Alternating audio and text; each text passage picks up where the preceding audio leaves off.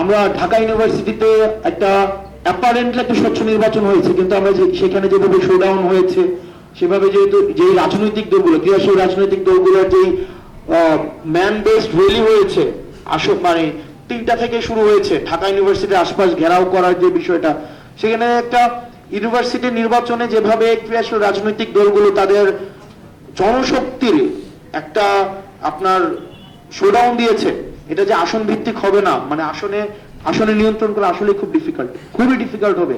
তখন ballot stuffing, ballot box stuffing এগুলা ঘটা থেকে বিরত রাখার জন্য, মানে ওয়াইল্ড ইলেকশন ঘটা থেকে বিরত রাখার জন্য আমাদের এখন থেকে ইনিশিয়েটিভ নিতে হবে, এবং সেটার জন্য আমাদের একটা ল অ্যান্ড অর্ডার সিচুয়েশন রেস্টোরেশনটা খুবই গুরুত্বপূর্ণ। পোস্ট এটাকে ব্যাখ্যা করা যায়, আরো অনেকগুলা পয়েন্ট এখানে ইনক্লুড করা যায়, আমি সেদিকে যাচ্ছি না, এগুলো পরবর্তীতে অন্যরা আলোচনা করবেন হয়তো। দেন পোস্ট ইলেকশন চ্যালেঞ্জ, যেটা বেশি গুরুত্বপূর্ণ। পোস্ট ইলেকশন চ্যালেঞ্জের মধ্যে 2টা বিষয় আছে, একটা হচ্ছে question of acceptance and question of denial.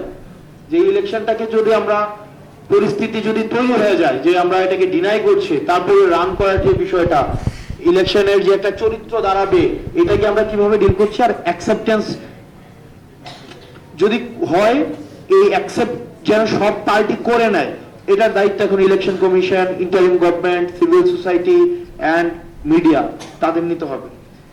ধন্যবাদ, আরো কথা বলা যেত কিন্তু সময় সংক্ষিপ্ত। আমরা